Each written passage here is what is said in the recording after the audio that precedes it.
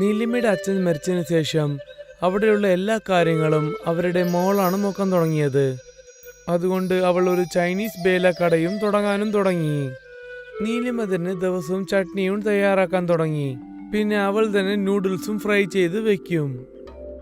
വൈകുന്നേരം 5 മണിയായാൽ അവളുടെ കട അവൾ തുറന്നും വെക്കും. ചേച്ചി, എനിക്കൊരു ചൈനീസ് ബേൽ തരൂ. എനിക്കും വേണം. എനിക്ക് 2 പാർസൽ വേണം.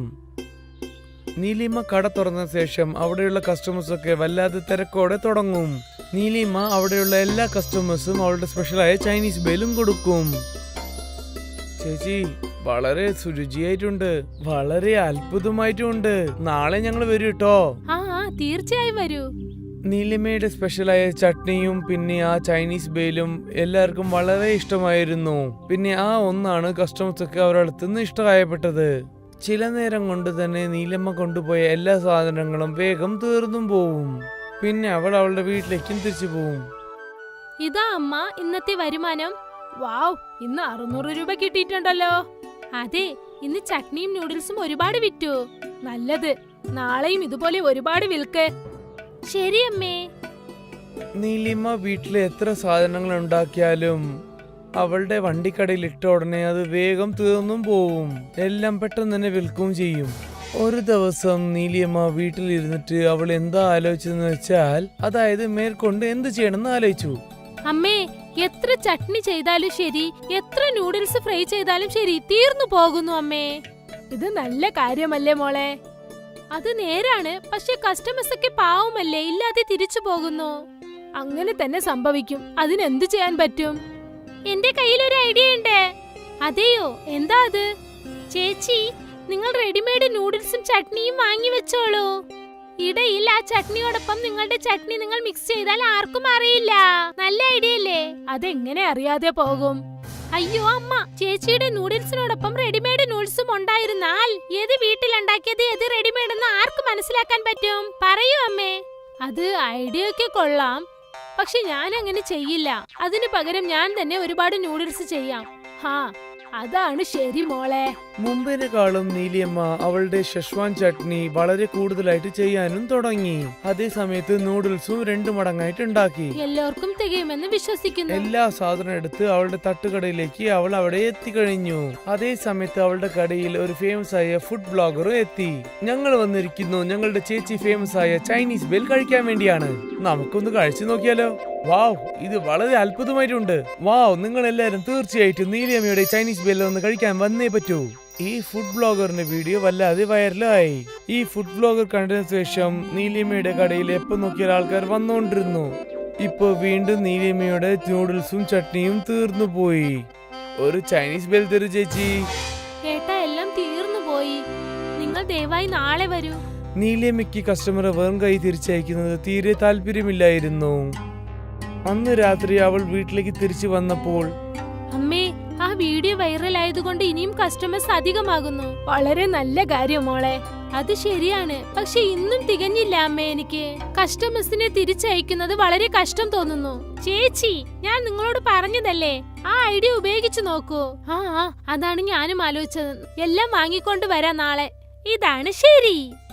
അടുത്ത ദിവസം മാർക്കറ്റിൽ നിന്ന് നീലിയേച്ചി വലിയ ഷെഷ്വാൻ സോസും പിന്നെ നൂഡിൽസും വാങ്ങിയിട്ട് വന്നു. പിന്നെ നീലിയമ്മ ദിവസം ചെയ്യുന്ന പോലെ തന്നെ ചട്നി അവൾ വീണ്ടും ഉണ്ടാക്കാനും തുടങ്ങി. നൂഡിൽസും ഫ്രൈ ചെയ്യാൻ തുടങ്ങി. ഈ സാധനമൊക്കെ എടുത്തിട്ട് അവളുടെ വണ്ടിക്കടയിലേക്ക് അവൾ തിരിച്ചും പോയി. എപ്പോഴും പോലെ തന്നെ കട തുറന്ന ശേഷം കസ്റ്റമറൊക്കെ ചുറ്റി വളയ്ക്കാനും തുടങ്ങി. എനിക്ക് 2 ചൈനീസ് ബേൽ പാർസൽ, എനിക്ക് ഒന്ന്.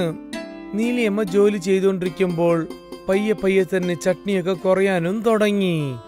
ഇപ്പോൾ മാർക്കറ്റിൽ നിന്ന് വാങ്ങിക്കൊണ്ടുവന്ന ചട്നിയും നൂഡിൽസും മിക്സ് ചെയ്യണം. തീരാറായി. പിന്നെ അവൾ പുറത്ത് വാങ്ങിട്ട് വന്ന ചട്നിയും അവളുടെ ചട്നിയും ചേർത്ത് അവൾ ഉണ്ടാക്കാൻ തുടങ്ങി. പിന്നെ ഫ്രൈഡ് നൂഡിൽസിലും അവൾ പുറത്ത് വാങ്ങിയ ഫ്രൈഡ് നൂഡിൽസ് ചേർക്കാൻ തുടങ്ങി.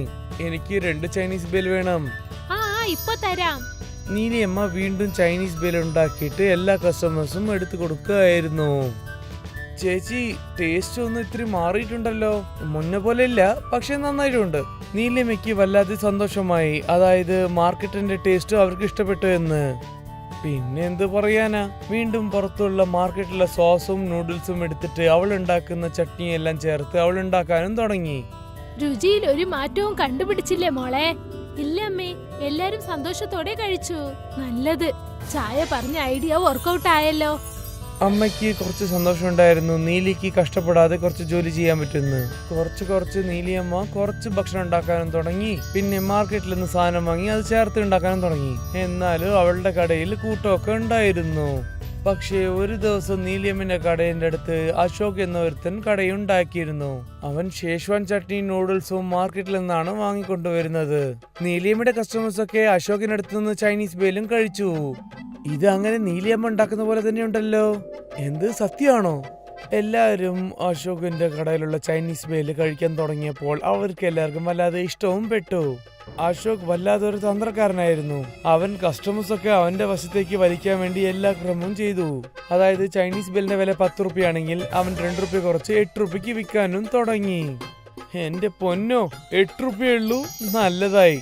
എങ്ങനെയായാലും രണ്ടുപേരുടെ ഒരേപോലെ തന്നെ രുചിയുള്ളത്. അതും ശരിയാണ്. കുറവായ വില കൊണ്ട് വിൽക്കുന്നോണ്ട് ആൾക്കാരൊക്കെ അശോകിന്റെ കടയിലായിരുന്നു ഭക്ഷണം കഴിക്കാൻ തുടങ്ങിയത്. പിന്നെ മെല്ലെ മെല്ലെ നോക്കിയാൽ നീലിയമ്മയുടെ കടയിൽ ആരുമില്ലാണ്ട് ഉണ്ടായിരുന്നു. ഇന്നൊരൊറ്റ ദിവസമാണ് നീലിയമ്മന്റെ സാധനങ്ങൾ പോവാണ്ട് അങ്ങനെ തന്നെ ഉണ്ടായിരുന്നത്. അവർ വല്ലാതെ വിഷമത്തോടെ വീട്ടിലേക്ക് തിരിച്ചുപോയി. എന്തു പറ്റി?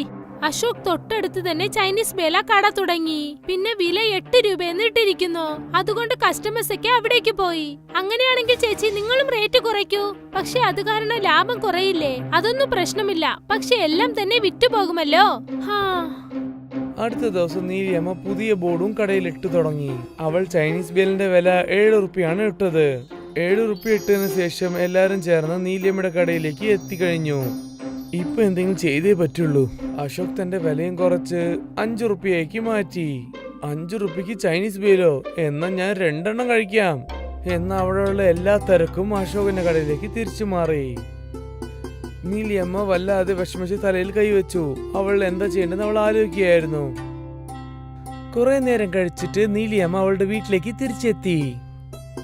എന്റെ ഐഡിയ വർക്കൗട്ട് ആയോ ചേച്ചി? ഇല്ല, അശോക് 5 രൂപയ്ക്ക് വില കുറച്ചു. ഇപ്പോൾ കൊണ്ടുപോയതൊക്കെ ഞാൻ തിരിച്ചു കൊണ്ടുവന്നു. ഞാൻ 5 രൂപയ്ക്ക് താഴെ വില കുറയ്ക്കാൻ പറ്റില്ല. ഇപ്പോൾ എന്ത് ചെയ്യാനാ? നീ പറഞ്ഞത് ഞാൻ അനുസരിക്കാൻ പാടില്ലായിരുന്നു. എന്റെ ചൈനീസ് ബേല വണ്ടിക്കട നല്ല രീതിയിലായിരുന്നു പോയത്. എന്റെ അത്യാഗ്രഹം കാരണം ഞാൻ പുറത്തുനിന്ന് സാധനം വാങ്ങിയത് കൊണ്ടാണ് എന്റെ അവസ്ഥ ഈ അവസ്ഥയിലായത്. ഞാൻ അത്യാഗ്രഹം കാണിക്കാൻ പാടില്ലായിരുന്നു. പക്ഷെ ഇപ്പോൾ നീ എന്തു ചെയ്യും മോളെ? ആദ്യം എന്ത് ചെയ്തോ അത് തന്നെ ഇപ്പോഴും ചെയ്യും. ഞാൻ തന്നെ ചട്നിയും നൂഡിൽസും ചെയ്ത് ചൈനീസ് ബേല ചെയ്യും. ആത്മാർത്ഥതയോടെ ചെയ്യും. വീണ്ടും നീലിയമ്മ ഷെഷ്വാൻ നൂഡിൽസും പിന്നെ ചട്നിയും ഉണ്ടാക്കാനും തുടങ്ങി. വീണ്ടും അവളുടെ കടയിലേക്ക് അവൾ തിരിച്ചു എത്തി. നീലിയമ്മ ബോർഡൊക്കെ ചേഞ്ച് മാറ്റി അതിൽ വിലയും 10 റുപ്യയും ഇട്ടു. പിന്നെ അതിന്റെ മേലെ അവൾ എഴുതിയിട്ടുണ്ട് ഹോം മെയ്ഡ്. കുറച്ചു നേരമായിട്ട് ആരും നീലിയമ്മന്റെ കടയിൽ വന്നില്ല. പിന്നെ കുറച്ചു നേരം കഴിഞ്ഞിട്ട് ഒരു പെണ്ണ് വന്നിരുന്നു. നിങ്ങളുടെ ചൈനീസ് ബേൽ എന്താ ഇത്ര കോസ്റ്റ്ലി ആയിട്ടുള്ളത്? എന്റെ ചട്നിയും നൂഡിൽസും ഹോം മെയ്ഡ് ആണ്. മാർക്കറ്റിലുള്ള ചട്നിയിലും നൂഡിൽസിലും ഈ ടേസ്റ്റ് കിട്ടില്ല. എനിക്കൊരു ചൈനീസ് ബേൽ തരൂ. നീലിയമ്മ ലേഡിക്ക് ചൈനീസ് ബേൽ കൊടുത്തു. വാവ്, നല്ല രുചിയുണ്ട്. ഇതുപോലൊരു ചൈനീസ് ബേൽ ഇതിനു മുൻപേ ഞാൻ കഴിച്ചിട്ടേയില്ല. വീണ്ടും നീലിയമ്മയുടെ കടയിൽ കസ്റ്റമേഴ്സ് വരാനും തുടങ്ങി. ഇത് അങ്ങനെ തന്നെ പഴയതുപോലെ തന്നെ ഉണ്ട്. വളരെ നന്നായിട്ടുണ്ട്. പിന്നെ എന്ത് പറയാനാ, കസ്റ്റമേഴ്സ് ഒക്കെ വീണ്ടും തിരിച്ച് നീലിയമ്മയുടെ കടയിലേക്ക് തിരിച്ചു വന്നു. അശോകിന്റെ കടയിൽ എല്ലാം വില കുറവാണ്. പക്ഷെ ആ ഭാഗത്ത് ആരും വന്നില്ല. അശോക് എന്താ ചെയ്യേണ്ടെന്ന് ഇങ്ങനെ ആലോചിച്ചുകൊണ്ട് തന്നെ ഇരുന്നു. പക്ഷേ നീലിയമ്മയുടെ കച്ചവടം ആർക്കും തോൽപ്പിക്കാൻ പറ്റില്ലായിരുന്നു. ആ ചൈനീസ് ബേൽ നന്നായിട്ട് പോവാനും തുടങ്ങി. പിന്നെ അവരുടെ വ്യാപാരം വലുതാവാനും തുടങ്ങി. പിന്നെ അവളുടെ ഒരു അത്യാഗ്രഹവും പെടാതെ അവളുടെ കച്ചവടം നന്നായിട്ട് അവൾ ചെയ്യാനും തുടങ്ങി. അരുണും പ്രേമയും ലവ് മാരേജ് കഴിച്ചതാണ്. അവരുടെ കല്യാണം കഴിഞ്ഞിട്ട് കുറച്ചു മാസങ്ങളായതേ ഉള്ളൂ. സുമനും മധുവിനും പ്രേമയെ ഒട്ടും ഇഷ്ടമില്ലായിരുന്നു. അതിന് കാരണം എന്താണെന്ന് വെച്ചാൽ പ്രേമയുടെ അച്ഛൻ റോട്ടിൽ ചാറ്റ് കട വച്ചിരിക്കുന്നു. അതുകൊണ്ട് അവർ എപ്പോഴും അവളെ വഴക്കു പറഞ്ഞുകൊണ്ടേയിരിക്കും. നീ എത്തിയോ മഹാറാണി? വരുന്നത് കണ്ടാൽ വലിയ എന്തോ രാജകുമാരിയെ പോലെയുണ്ട്. പ്രേമ ഇവർ സംസാരിക്കുന്നത് ഒരിക്കലും ശ്രദ്ധിക്കാറില്ല. പ്രേമയുടെ ഭർത്താവ് അരുൺ ഒരു നല്ല മനുഷ്യനാണ്. അവന്റെ ശമ്പളം വളരെ കുറവാണ്. ഈ മാസത്തിന്റെ ശമ്പളമാണ് ഞാൻ എത്ര ദിവസമായി നിന്നോട് പറഞ്ഞുകൊണ്ടിരിക്കുക പെട്ടെന്ന് ഒരു നല്ല ജോലി നോക്കാനായിട്ട്. ഇത്രയും കുറഞ്ഞ ശമ്പളം വെച്ച് എങ്ങനെയാ വീട് നടത്തുന്നത്? ഇവിടെ നോക്ക്, നിന്റെ കൊച്ചനുജത്തി നിന്നെക്കാളും ഒരുപാട് സമ്പാദിക്കുന്നുണ്ട്. നല്ല കാര്യല്ലേ ബേ, അവൾ പഠിച്ചിട്ടുണ്ട്. നീയും പഠിക്കാമായിരുന്നില്ലേ? കുറഞ്ഞത് ഞാൻ പറയുന്ന പെണ്ണിനെങ്കിലും നീ കല്യാണം കഴിച്ചിരുന്നെങ്കിൽ ഇന്ന് നമ്മുടെ വീട്ടിൽ ഒരു കഷ്ടവും ഉണ്ടാകില്ലായിരുന്നു. അമ്മേ, ഇപ്പോഴും നമ്മളെ കൊണ്ട് പറ്റുമല്ലോ. ചേട്ടൻ അദ്ദേഹത്തിന്റെ ജോലി കളഞ്ഞിട്ട് റോട്ടിൽ ദഹി ബല്ലി വിറ്റാൽ നന്നായിരിക്കും. നീ ഒന്നും മിണ്ടാതിരിക്കുന്നുണ്ടോ? എന്താ ചെയ്യേണ്ടത് എനിക്ക് നന്നായിട്ട് അറിയാം. നീ എന്തിനാ ഇപ്പോൾ ആവശ്യമില്ലാതെ അവളോട് ദേഷ്യപ്പെടുന്നത്? നിന്റെ ശമ്പളം കുറവായതുകൊണ്ട് നീ എന്തിനാ അവളോട് ദേഷ്യപ്പെടുന്നത്? ദേഷ്യം വരുന്നുണ്ടെങ്കിൽ നിന്റെ ഭാര്യ പ്രേമയെ ചെന്ന് നീ ദേഷ്യപ്പെട്. നിങ്ങൾ രണ്ടുപേരെടുത്ത് സംസാരിക്കുന്നത് വേസ്റ്റ് ആണ്. പിന്നീട് അവൻ ദേഷ്യത്തോടെ അവിടെ നിന്നും പോയി. ഇത് ദിവസവും നടക്കുന്ന സംഭവമാണ്. ദിവസവും സോണയും മധുവും പ്രേമയെ വഴക്കു പറഞ്ഞുകൊണ്ടേയിരിക്കും. ഇതിന് ശേഷം നമ്മൾ ഇവിടെ നിൽക്കാനേ പാടില്ല. നമ്മൾ എവിടേക്ക് പോകാനാ? എങ്ങോട്ട് വേണമെങ്കിലും പോവാം, പക്ഷെ നമ്മൾ ഇവിടെ നിൽക്കാൻ പാടില്ല. ഈ അമ്മയും മോള് നമ്മൾ ഇവിടെ ജീവിക്കാൻ സമ്മതിക്കില്ല മോളെ. അന്ന് തന്നെ പ്രേമയും വരുണും വീട്ടിൽ നിന്നും പുറത്തേക്ക് പോയി. അവർ രണ്ടുപേരും നേരെ പ്രേമയുടെ അമ്മയുടെ വീട്ടിലേക്ക് പോയി. പിന്നീട് പ്രേമ അവളുടെ അച്ഛനോടും അമ്മയോടും നടന്നതൊക്കെ പറഞ്ഞു. മോനെ, നിങ്ങൾ ഒന്നും വിഷമിക്കേണ്ട. നിങ്ങൾ രണ്ടുപേരും ഇവിടെ തന്നെ ജീവിക്കാം. ഇല്ല ബാബ, നാട്ടുകാരൊക്കെ നമ്മൾ ഇതൊക്കെ പറ്റി സംസാരിക്കാൻ തുടങ്ങും. അവര് സംസാരിക്കാണ്, സംസാരിച്ചോട്ടെ. അവര് സംസാരിക്കുന്നൊക്കെ നമ്മൾ കേൾക്കുകയാണെങ്കിൽ പിന്നെ നമുക്ക് ജീവിക്കാനേ പറ്റില്ല. പക്ഷേ ഞങ്ങളെ കൊണ്ട് നിങ്ങൾ കഷ്ടം ഉണ്ടാവാൻ പാടില്ല ബാബ. സ്വന്തം കുട്ടികളെ നോക്കുന്നത് ആർക്കെങ്കിലും കഷ്ടമായിട്ട് തോന്നുമോ? കുറച്ചു ദിവസം നിങ്ങൾ ഇവിടെ താമസിച്ചാൽ ഞങ്ങൾക്കും ഞങ്ങളുടെ മോളോടൊപ്പം താമസിച്ചതുപോലെ ഇരിക്കും. അതുകൊണ്ട് കുറച്ചു ദിവസം ഞങ്ങൾക്കും സന്തോഷമായിരിക്കാം മോനെ. ശരി. അരുൺ അവിടെ താമസിക്കാൻ സമ്മതം പറഞ്ഞു. അരുൺ ദിവസവും രാവിലെ 8 മണിക്ക് ജോലിക്ക് തിരിക്കും. പിന്നീട് വൈകുന്നേരം 6 മണിക്ക് അവൻ തിരിച്ചു വീട്ടിലെത്തും. വീട്ടിൽ വന്നതിന് ശേഷം അവന്റെ അമ്മായിയമ്മയോടും അച്ഛനോടും സംസാരിച്ചുകൊണ്ടിരിക്കും. ഇങ്ങനെ സന്തോഷത്തോടെ ദിവസങ്ങൾ കടന്നുപോയി. ഒരു ദിവസം അരുൺ സങ്കടത്തോടെ വീട്ടിലേക്ക് വന്നു. എന്തുപറ്റി? എന്താ ഇത്ര വിഷമിച്ചിരിക്കുന്നത്? എന്ത് പറയാനാ, എന്റെ കമ്പനി ഇതിന്റെ അവര് മൂടി. എന്താ എന്താ പെട്ടെന്ന് ഇങ്ങനെ? കമ്പനി തന്നെ ലോസ് ആയി പോയി. അതുകൊണ്ട് ഇന്നലെ രാത്രി അവർ കമ്പനിയും മൂടി. ശരി മോനെ, ഇപ്പൊ നീ എന്താ ചെയ്യാൻ പോന്ന്? നിങ്ങൾ വിഷമിക്കേണ്ട, തീർച്ചയായും നിങ്ങൾക്ക് വേറൊരു നല്ല ജോലി കിട്ടും. അരുൺ വിഷമത്തോടെ ഇരുന്നു. അല്ലെങ്കിലും അവന് ഭാര്യയുടെ വീട്ടിൽ താമസിക്കാൻ ഇഷ്ടമില്ലായിരുന്നു. ഇപ്പോൾ അവന്റെ ജോലിയും പോയതിനു ശേഷം അവനൊരു ശല്യമായതുപോലെ അവന് തോന്നി. അടുത്ത ദിവസം രാവിലെ അരുൺ ജോലി തിരക്കാനായി അവിടെ നിന്നും പുറപ്പെട്ടു. അവൻ ഒരുപാട് കടകളിലേക്ക് ചെന്നു, പക്ഷെ എവിടെയും അവന് ജോലി കിട്ടിയില്ല. അതുകൊണ്ട് അവൻ മാർക്കറ്റിലുള്ള കടകളിൽ ജോലി തിരക്കി. ജോലി വേണോ? എനിക്ക് ഈ പഠിച്ചവരൊക്കെ ജോലിക്ക് വേണ്ട, കൂലിക്ക് ജോലി ചെയ്യുന്നവരാണ് വേണ്ടത്. ഞാൻ ചെയ്തോളാം ചേട്ടാ. ശരി, നീ നാളെ വാ. രാവിലെ 10 മണിക്ക് വന്നേക്കണം. ശമ്പളം നിനക്ക് 5000. അരുൺ അതിന് ശരിയെന്ന് സമ്മതിച്ചു. ഒന്നുമില്ലാതിരിക്കുന്നതിന് എന്തെങ്കിലും കിട്ടിയാൽ നല്ലതെന്ന് കരുതി. വൈകുന്നേരം വീട്ടിൽ വന്നതിന് ശേഷം അമ്മായി അമ്മയോടും അച്ഛനോടും എല്ലാം അവൻ പറഞ്ഞു. തെറ്റായിട്ട് വിചാരിച്ചില്ലെങ്കിൽ ഞാൻ ഒരു കാര്യം പറഞ്ഞോട്ടെ? പറയൂ ബാബ. നീ പുറത്തു പോയി ഈ കൂലി ജോലി ചെയ്യുന്ന പകരം എന്റെ കൂടെ ചേർന്ന് ദഹിബലി ചെയ്തൂടെ? പക്ഷേ ബാബ, അത് എങ്ങനെയാണ്? മോനെ, അത് നമ്മളുടെ വീട്ടു വ്യാപാരമാണ്. നിനക്കത് ചെയ്യാൻ അറിയില്ല, പക്ഷേ പ്രേമിക്ക് ചെയ്യാൻ അറിയാലോ. അവളത് വളരെ രുചിയോടെ തന്നെ നന്നായിട്ട് ചെയ്യും. ഈ ജോലി നീ കുറവായിട്ട് വിചാരിച്ചിട്ടില്ലെങ്കിൽ നിനക്ക് ഈ ജോലി തീർച്ചയായിട്ടും ചെയ്യാൻ പറ്റും. ഞാൻ ഉറപ്പായിട്ട് പറയാണ്, ഈ ജോലി നീ എടുത്താൽ നീ തീർച്ചയായിട്ടും ഉയർച്ചയോടെ വരും. അരുൺ അദ്ദേഹം പറഞ്ഞതിനെ കുറിച്ച് ചിന്തിച്ചു. അച്ഛന്റെ ആലോചന വളരെ നന്നായിട്ടുണ്ട്. നമുക്കെല്ലാവർക്കും ചേർന്ന് ജോലി ചെയ്യാൻ പറ്റും. ശരി, ഞാൻ ഇപ്പോൾ ചെയ്തോളാം. അരുൺ അതിന് ശരിയെന്ന് സമ്മതിച്ചു. ആ ജോലി വളരെ ചെറിയ ജോലിയാണ്, പക്ഷെ എല്ലാരും എപ്പോഴും ഒന്നിച്ചിരിക്കാം. അടുത്ത ദിവസം രാവിലെ തന്നെ പ്രേമയും അവളുടെ അമ്മയും ദഹിബല്ലി ചെയ്യാൻ തുടങ്ങി. പിന്നെ അരുണും വിജേന്ദ്രയും ദഹിബല്ലി വിൽക്കാനായി അവിടെ നിന്നും പോയി. ദഹിബല്ലി, ദഹിബല്ലി, ചൂടായ ദഹിബല്ലി. ആ ശബ്ദം കേട്ട് കുറെ കസ്റ്റമേഴ്സ് അവിടേക്ക് വന്നു. ഒരു പ്ലേറ്റ് നൽകൂ, അല്പം എരിവുള്ളതാകട്ടെ. ശരി ചേച്ചി. അരുൺ ദഹിബല്ലി പ്ലേറ്റിൽ വെച്ച് അതിന്റെ മേലിൽ തൈരും ചട്നിയും ഒഴിച്ച് അവർക്ക് നൽകി. വാവ് വാവ്, വളരെ നന്നായിട്ടുണ്ട്. പിന്നെ മറ്റു ചില കസ്റ്റമേഴ്സും ദഹിബല്ലി കഴിച്ചു. എല്ലാവർക്കും ആ ടേസ്റ്റ് ഒരുപാട് ഇഷ്ടമായി. അരുണും വിജേന്ദ്ര സിംഗും ചേർന്ന് 500 രൂപ സമ്പാദിച്ചു. അത് കണ്ട് അരുണിന് ഒരുപാട് സന്തോഷം തോന്നി. പിന്നെന്താ, അരുണും വിജേന്ദ്ര സിംഗും ചേർന്ന് ദിവസവും അവരുടെ ദഹിബല്ലി കട തുറക്കും. പിന്നീട് കസ്റ്റമേഴ്സ് വളരെ ആഗ്രഹത്തോടെ ദഹിബല്ലി കഴിക്കും. 1 മാസത്തിനകം തന്നെ അവർ രണ്ടുപേരും ഒരുപാട് കാശുണ്ടാക്കി. ഇത് കണ്ടില്ലേ പ്രഭ, എത്ര പൈസയാണ് ഞാൻ സമ്പാദിച്ചത്? ഇത് എന്റെ ശമ്പളത്തിനെക്കാട്ടും വില കൂടുതലാണ്. നല്ല കാര്യം. ഞാൻ അപ്പോഴേ പറഞ്ഞതല്ലേ മോളെ, നമ്മൾ എല്ലാരും ചേർന്നാൽ നന്നായിട്ട് പൈസ ഉണ്ടാക്കാൻ പറ്റുമെന്ന്. തീർച്ചയായും. അരുണും വിജേന്ദ്ര സിംഗും ചേർന്ന് വളരെ കഷ്ടപ്പെട്ട് ദഹിബല്ലി വിറ്റ് ഒരുപാട് കാശുണ്ടാക്കി. 1 വർഷത്തിനകം തന്നെ അരുൺ സ്വന്തമായ ഒരു വീട് വാങ്ങി. പിന്നെ അവൻ വിജേന്ദ്ര സിംഗിനോടൊപ്പം ചേർന്ന് മാർക്കറ്റിൽ സ്വന്തമായ ഒരു കടയും തുടങ്ങി. ഇപ്പോൾ അവർ രണ്ടുപേരും അവരുടെ സ്വന്തം കടയിൽ ദഹിബല്ലി വിൽക്കുകയായിരുന്നു. പിന്നെ അവർ മറ്റു ചില ആൾക്കാരെയും ജോലിക്കായി വെച്ചു. ഇതുവരെ കൂട്ടുകുടുംബത്തിന്റെ പലരും എന്താണെന്ന് എനിക്ക് അറിയാതെ പോയി. പക്ഷേ നിന്റെ അച്ഛൻ അമ്മ എനിക്ക് എല്ലാം പറഞ്ഞു മനസ്സിലാക്കി തന്നു. അവർ വളരെ നല്ലവരാണ്. പിന്നെ നിങ്ങളും തന്നെ. അപ്പോഴാണ് അവരുടെ വീടിന്റെ കോളിംഗ് ബെൽ അടിച്ചത്. പ്രേമചന്ദ് കതകു തുറന്നു. അവിടെ നോക്കിയപ്പോൾ അവളുടെ അമ്മായിയമ്മയും അനിയത്തിയും നിൽപ്പുണ്ടായിരുന്നു. വരൂ വരൂ അമ്മേ, വരൂ, അകത്തേക്ക് വരൂ. പ്രേമയുടെ അമ്മയും അനിയത്തിയും അകത്തേക്ക് വന്നു. മോനെ, എന്നോട് ക്ഷമിക്കണേ മരുമകളെ. ഞങ്ങൾ ചെയ്തത് വളരെ വലിയ തെറ്റാണ്. ഞങ്ങൾ നിങ്ങൾ രണ്ടുപേരോടും ദ്രോഹമാണ് ചെയ്തത്. ഞങ്ങളോട് ക്ഷമിക്കണേ മക്കളെ. നിങ്ങൾ രണ്ടുപേരും ഞങ്ങളെ വല്ലാതെ കഷ്ടപ്പെടുത്തിയിട്ടുണ്ട്. ഞങ്ങളടുത്ത് പൈസ വന്നപ്പോൾ നിങ്ങൾ രണ്ടുപേരും ഒട്ടാ വേണ്ടി വന്നതാണോ? നിങ്ങൾക്ക് ഞാൻ മാപ്പേ തരില്ല. ഞാൻ കഷ്ടപ്പെടുമ്പോഴത് നിങ്ങൾ ആരും ഞങ്ങളുടെ കൂടെ ഇല്ലായിരുന്നല്ലോ. ഇപ്പൊ ഞാൻ നന്നായിട്ടുള്ളത് കൊണ്ട് നിങ്ങൾ രണ്ടുപേരും ഓടി ഇങ്ങോട്ട് വന്നതാണോ? അരുൺ തന്റെ അമ്മയെയും അനിയത്തെയും ഒരുപാട് ശാസിച്ചു. അവർ രണ്ടുപേരും സങ്കടത്തോടെ അവിടെ നിന്നും തിരിച്ചുപോയി. അരുൺ പറഞ്ഞത് ശരിയാണ്. ഒരു സമയത്ത് പ്രേമയും അരുണും വളരെ കഷ്ടത്തിലായിരുന്നു. പിന്നെ ദഹിബല്ലി വിറ്റതുകൊണ്ടാണ് അവരുടെ ജീവിതം നന്നായത്. അവരുടെ പ്രയത്നം വെറുതെയായില്ല.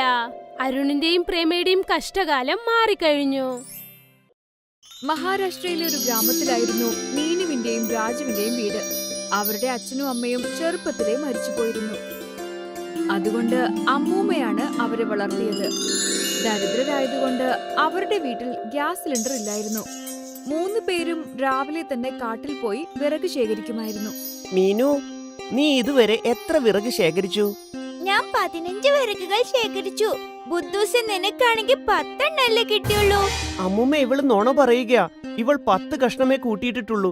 എന്നിട്ട് എന്റെ 5 വിറകുകൾ കട്ടെടുത്തതാ. നിങ്ങൾ ഇങ്ങനെ വഴക്കിടാതിരിക്കൂ. രണ്ടാളും ഇങ്ങനെ മത്സരിച്ചുകൊണ്ടിരിക്കുന്നത് എന്തിനാ?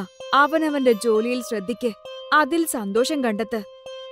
ഒരു ദിവസം രാജുവും മീനുവും അമ്മൂമ്മയും വിറക് കഷ്ണങ്ങൾ ശേഖരിക്കുകയായിരുന്നു. അപ്പോൾ അവർക്ക് ആരോ കരയുന്ന ശബ്ദം കേൾക്കാനിടയായി. ഈ ശബ്ദം ആ തടാകത്തിൽ നിന്നാണല്ലോ വരുന്നത്. വാ, പോയി നോക്കിക്കളയാം. ഏതെങ്കിലും ക്രൂര മൃഗങ്ങളാണെങ്കിലോ? മോളെ, കരയുന്നവരെ നമ്മൾ സഹായിക്കുകയാണ് വേണ്ടത്. ഒന്നുമില്ലെങ്കിലും നമുക്ക് അവിടെ വരെ ഒന്ന് പോയി നോക്കുകയെങ്കിലും ചെയ്യാം. ആരാ കരയുന്നെന്ന് നോക്കാലോ. 3 പേരും തടാകക്കരയിലേക്ക് എത്തി. മരത്തിനു പുറകിൽ മറിഞ്ഞിരുന്ന് അവർ നോക്കി നിന്നു. ഒരു രാക്ഷസൻ തടാകക്കരയിൽ കിടക്കുന്നതും കരയുന്നതും അവർ കണ്ടു. ഓ, ഇതേതോ ഭീകരനായ രാക്ഷസനാണെന്ന് തോന്നുന്നു. നമുക്ക് അവന്റെ അടുത്തേക്ക് പോകണോ? ആദ്യം ഞാൻ പോയി നോക്കിയിട്ട് വരാം. നിങ്ങൾ ഇവിടെ തന്നെ നിന്നാൽ മതി. അമ്മുമ്മ രാക്ഷസന്റെ അടുത്തേക്ക് പോയി. അപ്പോ അവർ കണ്ടത് രാക്ഷസന്റെ ദേഹമാസകലം പരിക്കേറ്റ് കിടക്കുന്നതാണ്.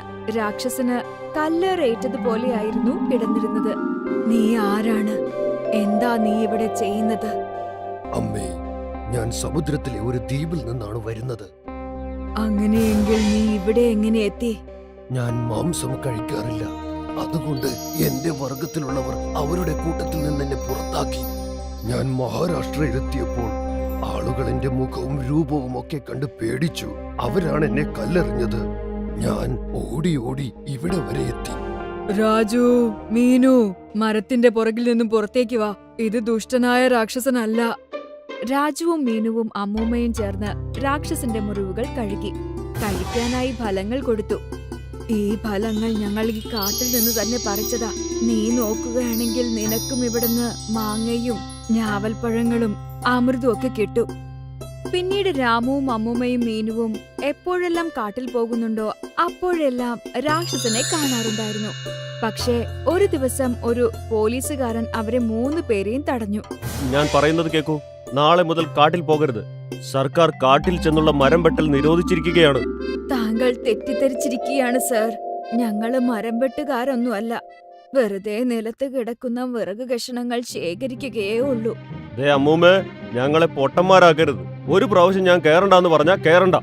അങ്ങനെ അവരുടെ കാട്ടിലേക്കുള്ള യാത്ര തടയപ്പെട്ടു. വിറക് കിട്ടാനില്ലാത്തത് കാരണം രാജുവിന്റെയും മീനയുടെയും വീട്ടിൽ പലപ്പോഴും അടുപ്പ് പുകയാതെയായി, പഴങ്ങളും കിട്ടാതെയായി. അമ്മൂമ്മ പരിചയക്കാരുടെ കടയിൽ നിന്നും അവർക്ക് വേണ്ട സാധനങ്ങൾ കടം വാങ്ങി തുടങ്ങി.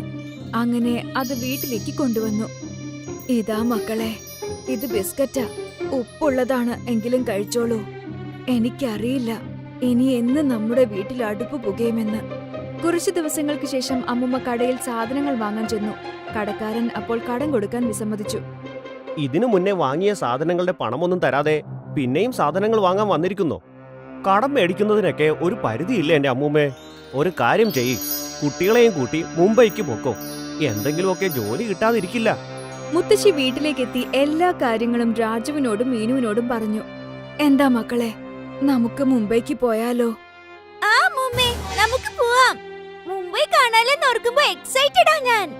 പക്ഷെ അമ്മൂമ്മേ, നമുക്ക് അങ്ങോട്ട് പോകാനായിട്ട് ധാരാളം പണം വേണ്ടേ? നിങ്ങളുടെ മുത്തശ്ശന്റെ ഓർമ്മയാണ് ഈ താലി. ഈ താലി എന്നും എന്റെ കൂടെ ഉണ്ടാകണമെന്നായിരുന്നു ആഗ്രഹം. എങ്കിലും ഇത് പണയം വെച്ചോ വിറ്റോ എങ്ങനെയെങ്കിലും കുറച്ച് കാശുണ്ടാക്കാം. രാജുവും മീനുവും മുത്തശ്ശിയും മുംബൈക്ക് പോയി. എന്നാൽ അവർക്ക് അവിടെ എന്ത് കച്ചവടം ചെയ്യണമെന്നൊന്നും അറിയില്ലായിരുന്നു. അമ്മൂമ്മ, മുംബൈയിൽ വടാപ്പാവിന്റെ കച്ചവടം വളരെ പ്രശസ്തമാണ്. നമുക്ക് വടാപ്പാവിന്റെ കച്ചവടം തുടങ്ങിയാലോ? പിന്നെ വടാപ്പാവ് എല്ലായിടത്തും ഉണ്ടാവും.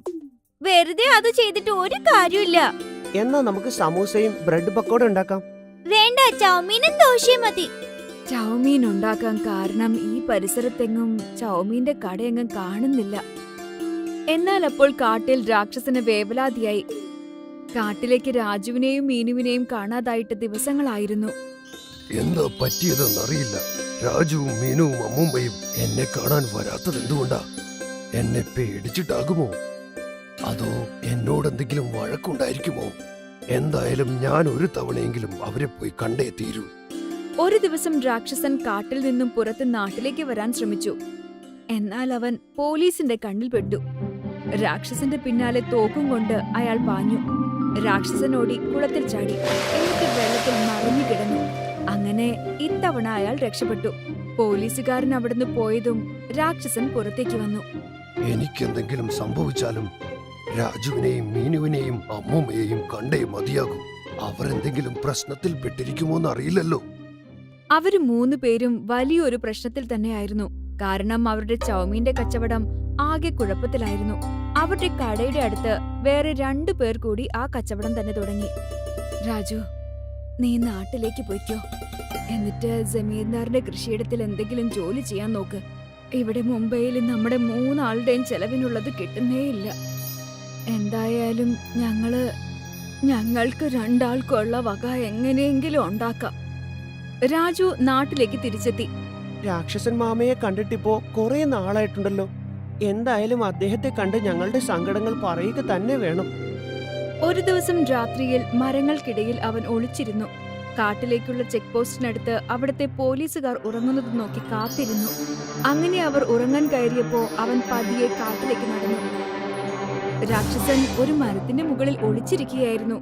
അങ്ങനെ രാക്ഷസൻ രാജുവിനെ കണ്ടതും മരത്തിൽ നിന്നും താഴേക്ക് ചാടി. നിങ്ങൾ എന്നെ പേടിപ്പിച്ചു കളഞ്ഞല്ലോ അമ്മാവ. പിന്നെ പറ, എന്തൊക്കെയുണ്ട് വിശേഷങ്ങൾ? ഇവിടെ വല്ലാത്ത കഷ്ടപ്പാടാണ് മോനെ. ഈ സർക്കാർ ഉദ്യോഗസ്ഥന്മാർ എപ്പോഴും കാട്ടിലേക്ക് കയറി വരും. അത് കാരണം എനിക്ക് എപ്പോഴും ഒളിച്ചിരിക്കേണ്ടതായി വരും. നിങ്ങൾ 3 പേരും എങ്ങോട്ട് പോയതാ? ഇത്രയും ദിവസമായിട്ടും ഇങ്ങോട്ട് വരാഞ്ഞതെന്താ? ഞങ്ങൾ മുംബൈക്ക് പോയിരിക്കുമായിരുന്നു. മുത്തശ്ശിയും മീനും ഇപ്പോഴും അവിടെ തന്നെയാണ്. എന്നാൽ അവിടെ കച്ചവടം ഒന്നും നന്നായി നടക്കുന്നില്ല. അതുകൊണ്ടാ ഞാൻ ഇങ്ങോട്ട് പോന്നത്. എന്ത് കച്ചവടമാ നിങ്ങൾ അവിടെ തുടങ്ങിയത്? ചൗമീന്റെ കച്ചവടമാ തുടങ്ങിയത്. ചൗമീനോ? അതെനിക്ക് വളരെ ഇഷ്ടമാണ്. പിന്നെ എനിക്ക് ബ്രെഡ് പക്കോടയും ഇഷ്ടമാണ്. എന്റെ അമ്മ ചെറുപ്പത്തിൽ എനിക്ക് പക്കോട ചൗമീൻ ഉണ്ടാക്കി തരുമായിരുന്നു. പക്കോട ചൗമീനോ? ആ, ചൗമീൻ ഉണ്ടാക്കി പാത്രത്തിൽ വെച്ചിട്ട് ശരിയാക്കി എടുക്കണം. അപ്പോഴത് പക്കോട ചൗമീനായി മാറിയിരിക്കും. എങ്കിൽ മുത്തശ്ശിയോട് പക്കോട ചൗമീൻ ഉണ്ടാക്കാൻ പറയാം. ശരിയാണ് പറഞ്ഞത്. സാധാരണ ചൗമീൻ എല്ലാവരും ഉണ്ടാക്കുന്ന ഒന്നാണല്ലോ. പക്ഷെ നിങ്ങൾ പക്കോട ചൗമീൻ ഉണ്ടാക്കിയാൽ വേറെ ആരും അത് ഉണ്ടാക്കുകയില്ല. ആളുകളെല്ലാം നിങ്ങളുടെ കടയിലേക്ക് വരികയും ചെയ്യും. രാക്ഷസൻ അമ്മാവ, ഇത്തവണ ഞാൻ മുംബൈയിലേക്ക് ഒറ്റയ്ക്കല്ല പോകുന്നത്, നിങ്ങളെയും കൊണ്ടുപോകും. ഇല്ല, എനിക്ക് ആളുകൾക്കിടയിൽ വരുന്നത് പേടിയാ. പേടിക്കണ്ടെന്നേ, ഞാൻ ആളുകളോട് പറഞ്ഞോളാം മാമൻ ആരെ ഉപദ്രവിക്കാത്ത നല്ല രാക്ഷസനാണെന്ന്. രാജു പിറ്റേന്ന് തന്നെ പോലീസുകാരോട് സംസാരിച്ചു. അങ്കിൾ, കാട്ടിലൊരു രാക്ഷസൻ താമസിക്കുന്നുണ്ട്. ദയവ് ചെയ്ത് അദ്ദേഹത്തെ എന്റെ കൂടെ വിടണം. ഈ രാക്ഷസന്മാർ നമുക്കെല്ലാം അപകടമാ. അതുകൊണ്ട് അവനെ കൊന്നിട്ടേ ഞാൻ അടങ്ങൂ. ഞാൻ പറയുന്നതൊന്ന് വിശ്വസിക്കൂ അങ്കിൾ. ഈ രാക്ഷസൻ മാംസം തിന്നുകയില്ല. അതു കാരണമാ അദ്ദേഹത്തെ ആ രാജ്യത്ത് നിന്ന് പുറത്താക്കിയത്. അങ്ങനെ അദ്ദേഹം എവിടെയും പോകാനില്ലാതെ നമ്മുടെ ഇടയിൽ വന്നപ്പോ നമ്മളാ അദ്ദേഹത്തെ കണ്ട് പേടിച്ചത്. എന്നിട്ട് കല്ലെറിഞ്ഞ് ഓടിക്കുകയും ചെയ്തു. അങ്ങനെയാണെങ്കിൽ ആ രാക്ഷസനോട് ചെയ്തത് അന്യായമാണ്. ശരി, നിനക്ക് ആ രാക്ഷസനെ കൊണ്ടുപോകാം. അങ്ങനെ രാജു ആ രാക്ഷസനെ കാട്ടിൽ നിന്നും പുറത്തെത്തിച്ചു. ഗ്രാമത്തിലുള്ളവരെല്ലാം രാജുവിനെ രാക്ഷസന്റെ കൂടെ കണ്ട് ആശ്ചര്യപ്പെട്ടു. രാജു രാക്ഷസനെയും കൂട്ടി മുംബൈക്ക് പോന്നു.